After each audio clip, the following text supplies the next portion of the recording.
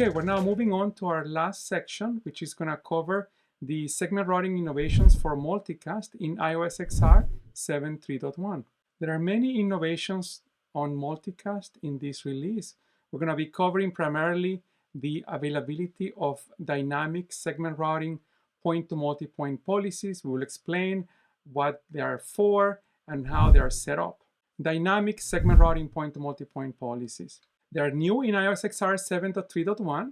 What they allow is the delivery of multicast services over a segment routing domain. They're used to build multipoint trees that represent provider tunnels that are instantiated using these segment routing point-to-multipoint policies that are computed by a PCE. The mechanisms that are used to discover the endpoints of a point-to-multipoint policy, as well as to signal the customer multicast flow mapping and signaling, is done via well-known mechanisms from BGP multicast VPNs.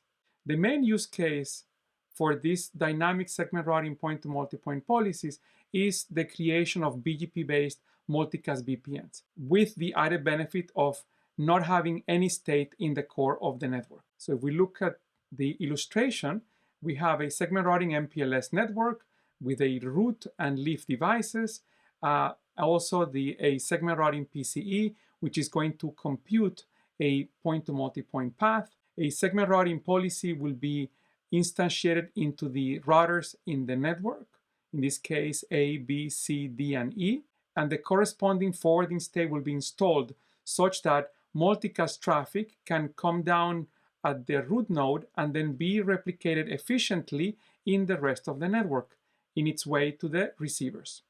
The MPLS label that we see in green in this drawing that is used for the replication and the encapsulation of the multicast traffic is what we refer as the tree segment identifier, or tree SID.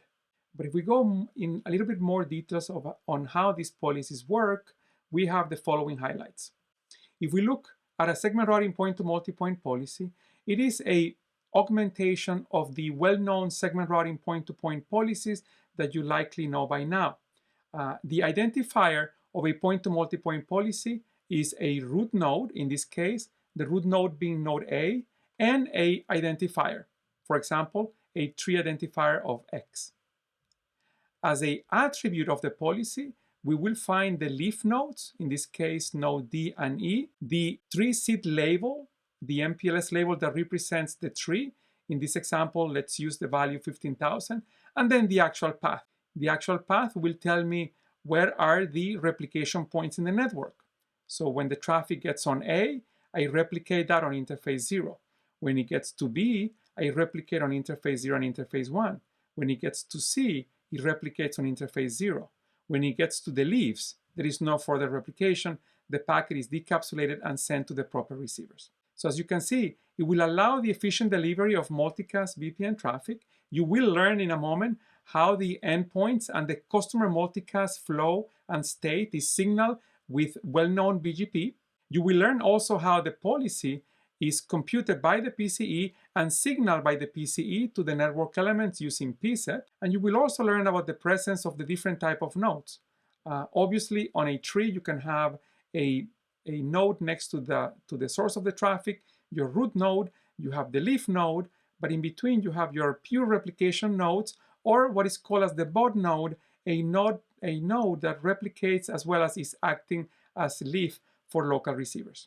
As you would expect, the type of core trees that are supported are the ones that are well known in multicast, such as the default multicast distribution tree, partition multicast distribution tree, and optimized data multicast distribution trees. We're going to describe a little bit more the reference architecture that includes the dynamic segment routing point-to-multipoint policies. And there are three key elements. One is your orchestrator. In this case, we're going to describe the orchestrator function being done by Cisco's NSO.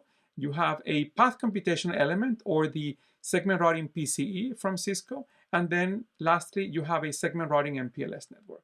The functions of the orchestrator will be primarily to be able to instantiate a VPN, a service, a multicast VPN.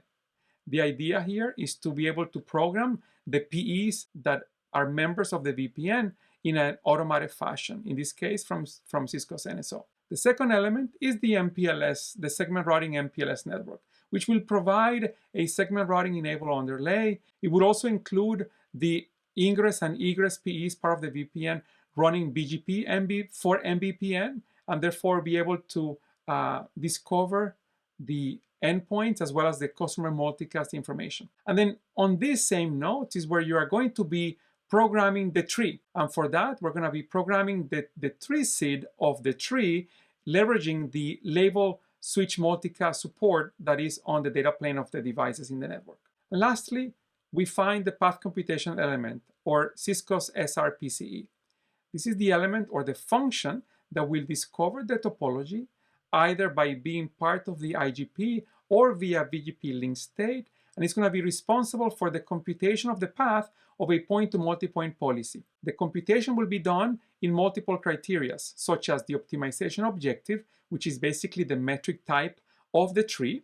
Either it is the IGP metric or the TE metric or even the latency or the delay metric of the links in the network, and any available constraints, for example, affinity constraints that we would like to take into consideration when a point-to-multipoint path is being computed by the PCE. The PCE will also be responsible for the actual signaling of the policy down to the network elements, as we will see later in an upcoming sequence by leveraging the PCEP protocol.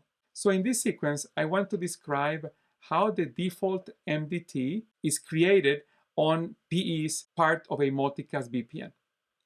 As you know, the default MDT will be rooted at every PE and includes all the other PEs in the network. We will describe how the signaling mechanisms of BGP for multicast VPN have been augmented to also support a new type of core tree, and that is the segment routing point-to-multipoint tree. So in the first step, we use the orchestrator NSO that is going to configure 3 PEs in the networks, node A, D, and E. The configuration of the service will be applied to the 3 PEs as you would expect. After being configured for a particular VPN, the presence of the configuration will make each router that is part of the VPN, in this case we're going to highlight router number A, to actually contact the PCE and trigger the creation of a new segment routing point-to-multipoint policy.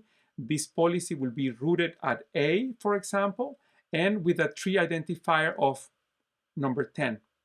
At this point, we're only triggering the creation of the new tree. The SRPCE will not have information yet on what the leaves are, but regardless, the tree is first created. As a result of being fully configured with BGP, the distributed control plane of BGP will make every PE, in this example A, of announcing what we call the BGP auto-discovery routes for MVPN. In particular, we talk about the route type 1, which is basically the inclusive PIMC route. This route has been augmented to include a new tree core type, which is of type SR point-to-multipoint policy. This information regarding this new tree rooted at A and with the tree ID X is included into what is called the PIMC tunnel attribute, or PTA. Likewise, the other PEs part of the network are going to be sending their corresponding type 1 routes for the VPN in question, so therefore router A is going to discover the other PEs that are part of the service. In this case, it will discover PED and PEE. The arrival of those routes from BGP is going to cause the router A is going to update the PCE, and it will provide the information regarding the leaves that have been discovered. So the tree that was previously triggered now is going to be augmented with the leaves of D and E. That becomes the first key information for the PCE to start to compute the point-to-multipoint path. With the information and the topology that it has of the network, the PCE is going to be able to compute the path. In this case, the path will be started at the root A with leaves D and E, using node B as a replication point in between on its way towards E. The tree seed will be assigned to the tree, and in the next step, the PCE will proceed to communicate with every router member of the tree to propagate the information. Information such as what is the MPLS label that is going to be programmed in the forwarding alongside the replication points that correspond to that label. So we can see via PSEP the communication going to nodes A, B, C, D, and E, with the corresponding replication points shown in the left-hand side. Lastly, each node is going to program its forwarding according to the information that came via the PSEP protocol. And now we are ready to pass traffic. It's important to highlight that the same procedure used to create the default MDT at router A will also happen at router D and E. Well, the control plane has already provided the information such that the PCE could compute a tree with dynamically learned leaves. The computed path was signaled down to the network elements. The network elements program the data plane, and now we can try to follow the data plane as multicast traffic arrives at the source, router A, and let's imagine we have receivers sitting on behind PED and PEE. The traffic will be replicated on interface 0 and interface 1 at A. We can see that the tree seed label has been used to encapsulate the multicast payload on the route. Furthermore, we can see that the replication points or the transit nodes, routers B and C, will simply exercise the forwarding entry associated with the tree seed label, 18,000 in this case. There is only replication to a single interface on B, that's interface 0, as well as single interface on node C, interface 0 towards node E. Lastly, the traffic will make it onto the leaves, router D and E. It will be decapsulated and forwarded to the proper interfaces where there are interested receivers. And that completes the sequence from that is going to be used to discover the VPN endpoints, propagate the information to the PCE so that it can compute the path for the newly learned leaves, and signaling an instantiation of the point-to-multipoint policy down to the network elements that ultimately will allow the forwarding of traffic. There are similar procedures that we're not showing for how a partition MDT and an optimized data MDT will be created. But it is the same knowledge that you already have from BGP Multicast VPN applied with a new core tree type of type SR point-to-multipoint trees or policies. Segment routing point-to-multipoint policies are standard technology. There are several drafts going on at the IETF where the tree seed itself as the building block of the segment routing point-to-multipoint policy is defined. Also, the architecture of a segment routing point-to-multipoint policy, the multicast VPN procedures, the PSEP extensions, as well as the Young model are all specified in IETF drafts. Okay, so we're going to jump into a few devices to show you a live demonstration of dynamic segment routing point-to-multipoint policies. So right now you're watching the console of the PCE. We're going to try to show you the different configuration elements and operational elements of the solution. So from the PCE, we're going to take a look at its configuration, which is going to be very minimal. In this case, the PCE is going to be configured with a point-to-multipoint configuration stanza, where we're going to tell the PCE what are the labels that it can use for tree seeds. In this case, the labels are from this range shown in here. This label range actually is going to grab labels from the so-called segment routing local block in each node. So the programming of the SR point-to-multipoint policy will leverage labels that are allocated from the SRLV of each node in the tree. As mentioned in the theoretical section, the PCE will actually maintain PSEP sessions with every element of the network. In this case, I have a topology that includes 5 routers, so the PCE will have 5 PSEP sessions. The PSEP sessions will be used to signal or to instantiate a point-to-multipoint policy on a router that is member of a tree, whether it is a root node, a leaf node, a bot node, or a plain replication node, transit node. So having shown you the PCE and how very little there is right now, we're going to go to the root node of my tree. So here I am in the root node. What I'm going to describe to you and show you is the configuration of 2 multicast VPNs. We're going to start with the first VPN that only has a default MDT, and at the end we're going to show you a second VPN that has default and data MDTs. So let's go with the simpler one, and let's look at the key new elements of the configuration. So under your multicast routing, you will configure the VRF. In this case, I'm calling it sample MVPN1. We're going to enable BGP VPN endpoint auto discovery using segment routing point-to-multipoint policies. We're going to also allow the creation of a default MDT, also using segment routing point-to-multipoint policies. Whenever the segment routing point-to-multipoint policy is going to be created, it's going to be associated with the information available on a segment routing traffic engineering on-demand next hop template of color 10,000. And this tree will also be asked to be computed by the PCE, including fast read route link protection. I'll explain that in a moment. But let's actually come back to this element of the color. So I'm sitting at the root, and I'm saying that the MDT default tree for this VPN is going to be associated with color 10,000. Well, when I go to segment routing traffic engineering, I have an on-demand color template for 10,000, and it's here where I'm going to specify what are my desired optimization objectives, i.e. what is the metric type that I want to optimize in the tree, and what are the affinities that I would like to include or exclude. In this example, I will not have any affinity constraints, and I will have a metric for this tree of type IGP. This configuration for the multicast routing for each VPN, as shown in the previous command, is going to be done on every PE in the network, root and the leaf nodes. But to highlight some of the differences of what needs to happen on the leaf, we're going to go to one of the egress PEs. So now sitting in the console of a leaf node, we're going to take a look at its PIM configuration. So for the VPN that we are configuring, the PIM configuration will include a reference of the RPF topology to a route policy.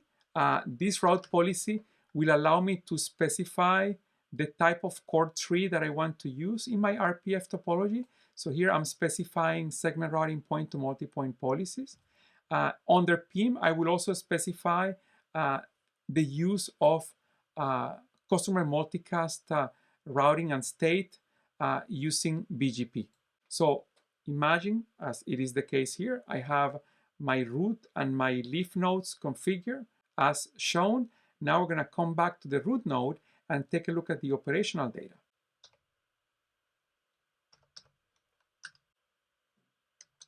So here we can see the multicast VPN routes present for the sample MVPN1. We can find 3 routes. 2 of them are route type 1s.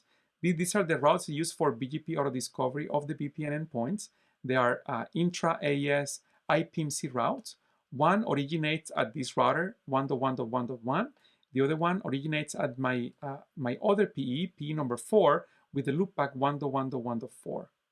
These are the routes that are going to be used to discover the VPN endpoints, and that this PE is going to give to the PCE as a leaf in order to compute a point-to-multipoint path, including all the leaves that have been discovered. The other route type we see in the output is a type 7, which is a source join coming from PE number 4, and is asking for a join of a source-specific multicast with the group 232.0.0.1 and the source 3.3.3.1, which is reachable via the root node.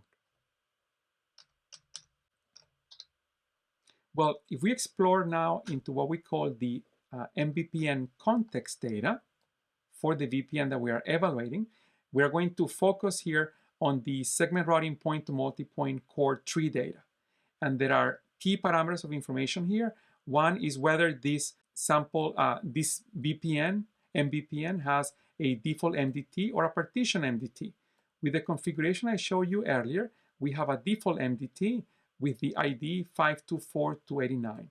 This is a very important number. This is one of the identifiers of the segment routing point-to-multipoint policy that I described earlier. The other identifier is the identity of the root itself. So 524289 is going to be a number that we're going to be reusing as we explore the trees that have been computed at the PCE. But before we go there, we want to take a look at what we call the MBPN database segment routing entries, where we're going to confirm that in fact we have discovered in the default MDT an IPMC leg, and the leg corresponds to the PE with the address 1.1.4, and the tree ID corresponding to the default MDT is again 524.289. You can see here that that default MDT was brought up using the requirements specified under the segment routing traffic engineering on-demand or ODN template for color 10,000 that we looked at the configuration at the beginning. Now with this number, 524.289 or the tree ID, we are going to go to the PCE and discover what has been computed. So let me just space out here. So now I'm going to ask the PCE to give me the details of the LSP of type point to multipoint that is rooted at 1.1.1.1, which is my root, with the tree ID that I pasted earlier, that I highlighted earlier. So let me actually hit the space bar. And here we can see that this is the information for my tree rooted at 1.1.1 with the tree ID that I mentioned. This particular segment routing point to multipoint policy is going to have a tree seed label of 15,562. This label was automatically allocated or determined by the PCE. This tree was computed to minimize the IGP metric. This tree was computed to provide local LFA FRR. Remember that my default MDT in the root was requesting local LFA FRR. And now when we look at the path, there are three nodes in the path. Node number 1, which is the root itself, is an ingress node. We can see how the tree seed label value is going to be programmed at that node, and the outgoing replication point will be towards node number 3.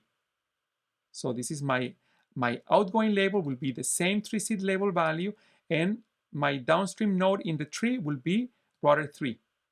So now we go to router 3, which is now shown as node 0 in this sequence of nodes. Router number 3 will be a transit node. The incoming label for the tree will be again the same value, 15562. The outgoing label will be the same, and then the downstream node will be router number 4, 1.1.4. In this case, this is a leaf.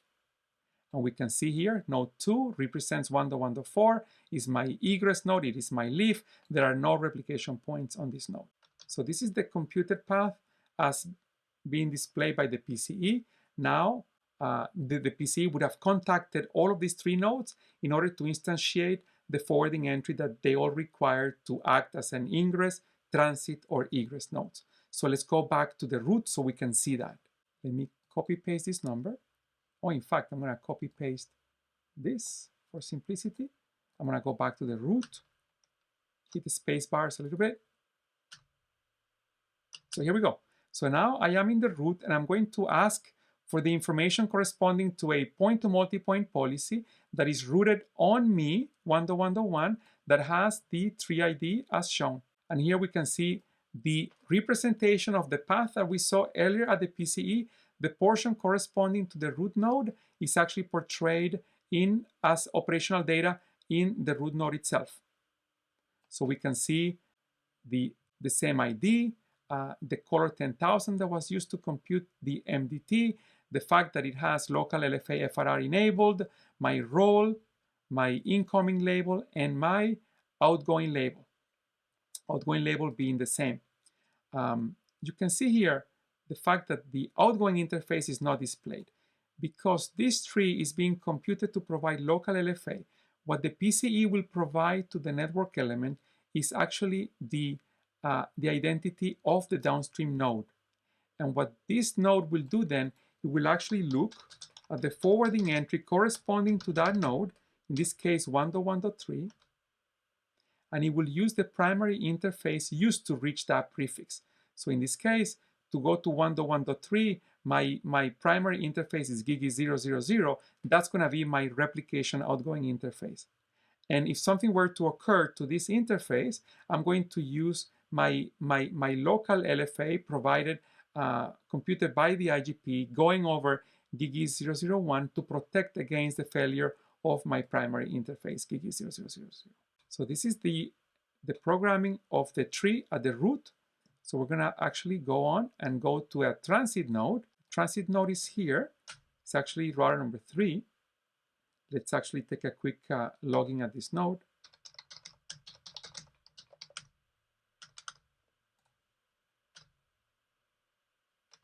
In here, I'm looking at the same policy, same ID, same route. I'm a transit node. I have the same incoming label representing the entire tree, and I do have an outgoing interface where I'm going to be using the same label, and the egress interface is the interface that is going to router number 4, 1.1.1.4. Okay. So now we go, lastly, we go to the leaf. Let's quickly logging into it.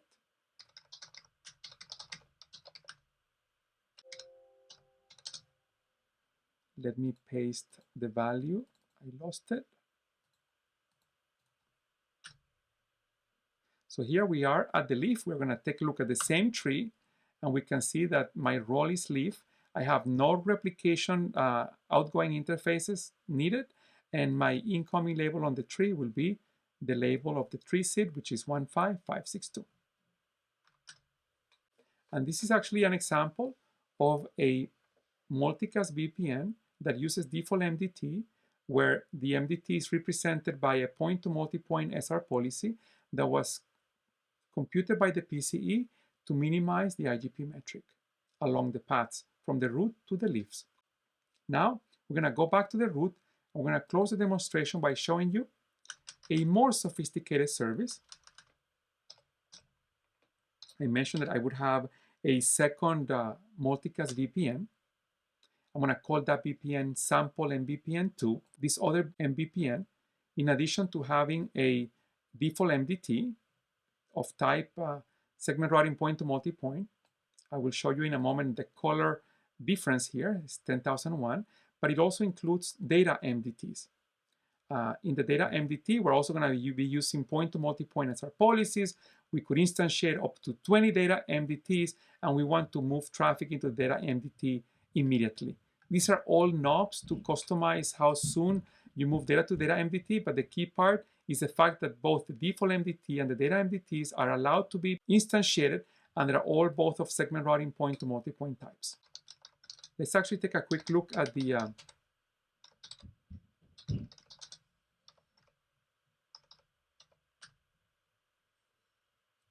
color 10,001. As I mentioned, in the previous MDT for the other VPN, I was using metric IGP. In this case, my color 10,001 is actually going to optimize the path for the point-to-multipoint policy using the TE metric.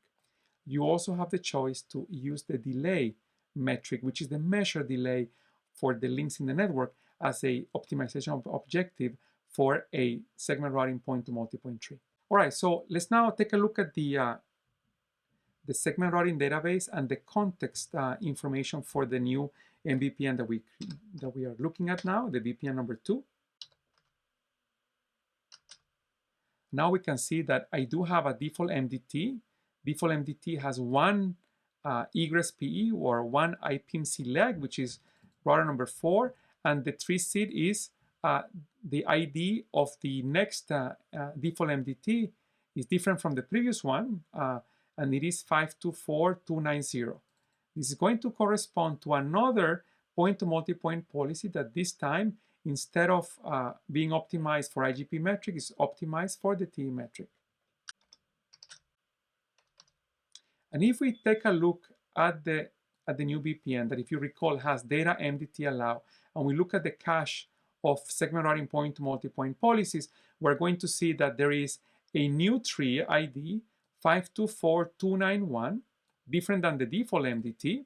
524291 is the ID of the data MDT that is being used to carry traffic for the multicast group 232001 coming from the source 3331, and this data MDT has one leaf that is interested on that traffic, and that is the egress PE 1.1.1.4. So this is an optimized tree that only includes PEs that are interested in a particular customer multicast flow. And with that, we end up our demonstration of segment routing point-to-multipoint policies. So as you have seen, in iOS XR 7.3.1, we introduced dynamic segment routing point-to-multipoint policies. If you were unaware, we already had shipping functionality for point-to-multipoint policies where the leaves and the routes were statically configured by the user. It's a very common use case, for example, in video distribution, where there is no dynamicity for the location of the PEs involved in a particular multicast delivery. So this is what we call static segment routing point-to-multipoint policies, already shipping before iOS XR 7.3.1. In conclusion, iOS XR 7.3.1 is another release packed with segment routing innovations that we hope you will leverage in your network. And we cannot wait to show you what we're cooking in our next release. Until then, keep on source routing. Thank you for watching.